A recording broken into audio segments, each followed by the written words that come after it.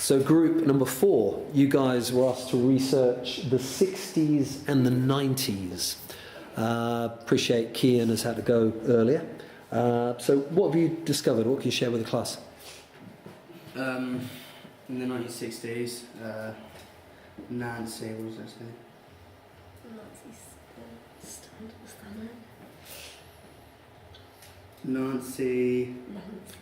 Nancy Sinatra? Yeah, Sinatra, yeah. She's got some songs I still listen to now.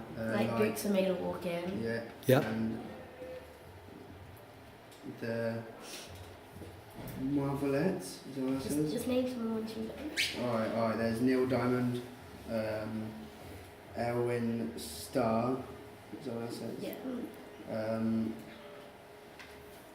Frankie Valli and the Beach Boys. Yeah, the Beach Boys. They got some good tunes that are still played today. Jackson 5. Just say I Want You. Yeah, that's a decent David tune. Bowie. Yeah, David Bowie as well. Is that his Space Odyssey? Is that a tune? Yeah, and that's about it for 1960s. So the 60s, what sort of genres would you say would have been around at that point, or some of the examples you've given? They're more. They're trying to like avoid from they're trying to leave the tracks from the 50s and become more like upbeat and like energetic, tuny and like I would say the more, because we did listen to a couple of them, and like the melody from the 50s to the 60s, the melody changed in some songs to make them more upbeat and more like, you know, in your head, because like it's 2017 now and everybody knows these Boots Are Made of Walking, because the melody is stuck in your head and just won't go out. What about things like the Flower Power era, you know, from sort of 66, 67, when, you know, drugs became a part of the music scene? You know, we mentioned about the Beatles earlier. Yeah, the Beatles are on there as well. Yeah, so what sort of influence do you think that had? I mean, because of like how pricey drugs were as well, the fact that like because musicians did the drugs and that's how it got onto the scene, that's why people like that would listen to it thought it would be okay, because they were doing it because they could afford it, and like that's, I would say that's what it like made a chain like reaction of just how it started. And generally more experimental music, you would say, like, as a result, Because like the Beatles, when they first started, they weren't interested in drugs. They were interested in music. They wore suits and things like that. But then when it got more down the line, where they earned more money, they had more like rep from like their audience and their like fans. They became more into drugs. They didn't wear they wore they didn't go to the smart idea of being on stage. They went towards the like psychedelic version of the clothes.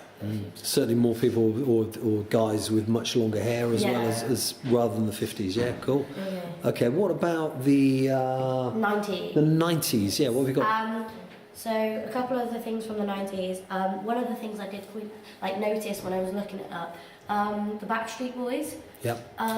If you've like looked at their videos, they are from the 90s, but they go into more of the 2000s. But they dress like the 2000s, like they dress as if they would in 2000, like early 2000s. This is. Yeah. And then also, where is it? Which one is it? Mr. Mix-a-Lot, Baby Got Back. That song was still played today. Like people would still listen to it and things like that. He was more, even though the song was like released in 1992, it led into 2000s and like it like represents the 2000s more than most songs. You've got U2 One, that's from 1991. Britney Spears, Baby One More Time, that's 1990s.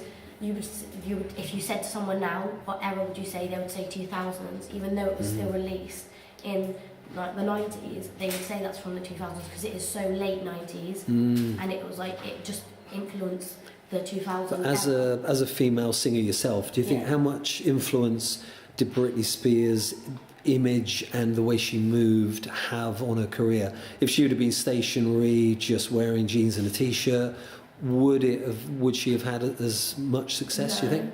like, because she, like, and I don't like agree with it, but she used her body to promote herself. Like she used like revealing clothing to wear in her music videos. Yeah. Like some of the lyrics, they are quite provocative, and she used that on her advantage to sell her albums. But I mean, she's got somewhere with it.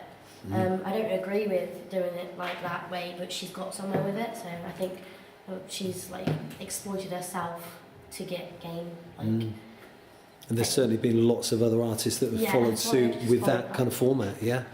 Any others from the 90s at all? TLC, Waterfall, that's 1994.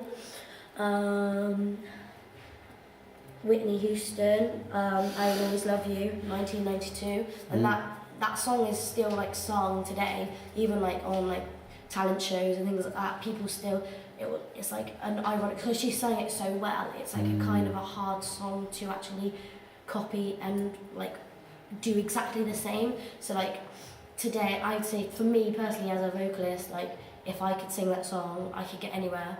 Like anybody would want to hire me because they know how hard it was for her to actually sing it and to like copy it. So would you say in the 90s perhaps there was more emphasis on girl bands, boy bands, or solo artists, not necessarily being actual bands with drums, bass, guitars, or whatever? Yeah. More of an emphasis on perhaps people writing material for those artists. Yeah. Like most of the materials that are written as well are either love songs and like they're either things that are like sexual, and that's where the craze started for like leading on the 2000s, where like the rappers came in about like sexualizing women and things like that. Like that's how it led on as well. Some really interesting points. Thank you very much. Give these guys a round of applause. Thank you.